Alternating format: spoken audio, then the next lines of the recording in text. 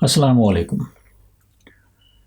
تفسیر معارف القرآن میں صاحب کتاب نے لکھا ہے کہ ہمارے سلف الصالحین اپنے دوستوں کو اکثر 3 باتوں کی نصیحت کیا کرتے۔ ایک یہ کہ جو شخص آخرت کے کاموں میں لگ جاتا ہے اللہ تعالیٰ اس کے دنیا کے کاموں کی ذمہ داری لے لیتے ہیں۔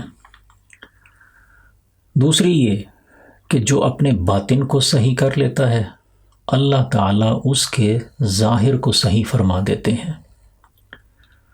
اور تیسری یہ کہ جو اللہ کے ساتھ اپنا معاملہ صحیح کر لیتا ہے اللہ تعالیٰ اس کے اور مخلوق کے درمیان معاملات صحیح فرما دیتے ہیں۔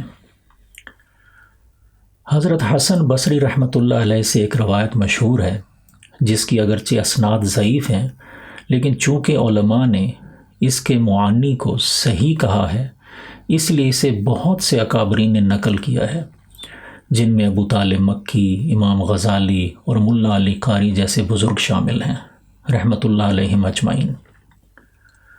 روایت کا مفہوم ہے کہ اللہ تعالیٰ نے حضرت داؤد علیہ السلام سے فرمایا، اے داؤد، ایک وہ ہے جو تیری چاہت ہے اور ایک وہ ہے جو میری چاہت ہے۔ اگر تو وہ پوری کرے جو میری چاہت ہے تو میں وہ پوری کروں گا جو تیری چاہت ہے، اور اگر تو لگا رہا اپنی چاہت کے پورا کرنے میں تو میں تھکا دوں گا تجھے تیری چاہت کے پورا ہونے میں، اور بالآخر ہوگا وہی جو میری چاہت ہے۔ انسانوں پر جو حالات آتے ہیں وہ 3 طرح کے ہوتے ہیں۔ ایک تو یہ کہ وہ آزمائش اور امتحان کے طور پر آئے ہوئے حالات ہوتے ہیں۔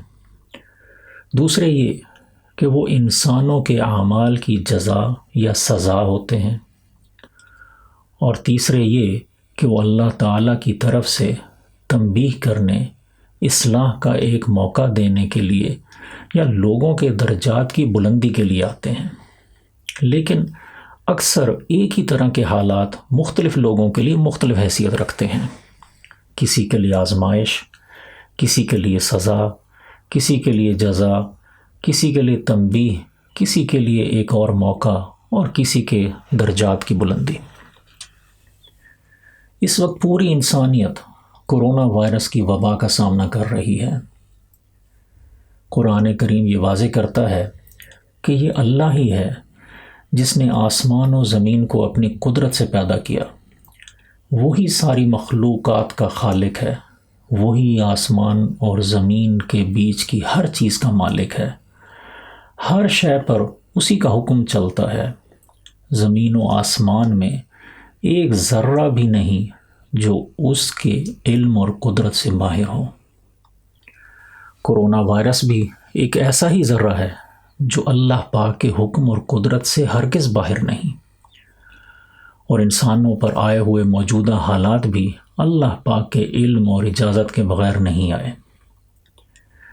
ایسے حالات میں جب ہمارا رابطہ باہر کی دنیا سے کچھ ٹوٹا ہوا ہے ہمیں چاہیے کہ ہم اپنے اندر کی دنیا سے رابطہ جوڑ لیں۔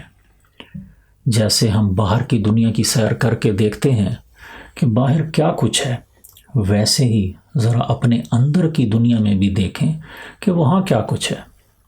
عین ممکن ہے کہ ہم اپنے اندر کی دنیا میں بہت سی ایسی چیزیں موجود پائیں جو وہاں نہیں ہونی چاہیے، مثلا حسد، کینہ، تکبر، ریاکاری، حب جاہ، حب مال، نیکی کے کاموں میں سستی و کاہلی وغیرہ۔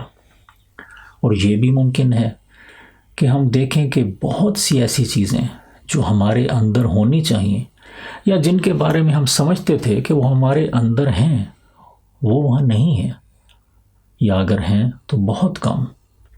مثلا اللہ کی معرفت، خدا اور رسول سے محبت، اللہ کے احکام کو پورا کرنے کی خواہش، آخرت کی فکر، صلہ رحمی، غریبوں، مسکینوں، محتاجوں سے ہمدردی وغیرہ۔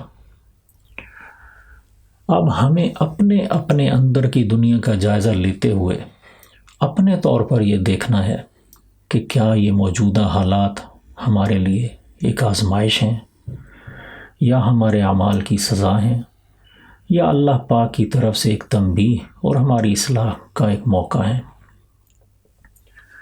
اگر تو یہ حالات ایک آزمائش ہیں تو ضروری ہے کہ ہم اس آزمائش میں کامیابی کی کوشش کریں، اللہ کے احکامات کی تعمیل کریں، رسول صلی اللہ علیہ وسلم کی مکمل اطاعت اور پیروی کریں، لوگوں کے غم اور خوشی میں شامل ہوں، اپنے اندر اعلیٰ اخلاق پیدا کریں اور تمام ایسے لوگوں کی مدد کریں جنہیں ہماری مدد کی ضرورت ہے۔ اور اگر یہ حالات ہمارے لیے ہمارے اعمال کی سزا ہیں تو اللہ سے اپنے گناہوں کی معافی مانگتے ہوئے سچی اور پکی توبہ کریں اور اللہ کی نعمتوں کا شکر ادا کریں۔ اور اگر یہ حالات اللہ پاک کی طرف سے ایک تنبیہ اور ایک موقع ہیں تو پھر یہ بھی ممکن ہے کہ ہم میں سے بہت سوں کے لیے یہ زندگی میں آخری موقع ہو۔ اس لیے آئیے ہم سب آزمائشوں میں پورا اترتے ہوئے، اپنے گناہوں سے توبہ کرتے ہوئے، اللہ کی نعمتوں کا شکر ادا کرتے ہوئے اپنی مکمل اصلاح کی کوشش کریں، اس سے پہلے کہ بہت دیر ہو جائے۔ اپنی دعاؤں میں یاد رکھیے۔ السلام علیکم۔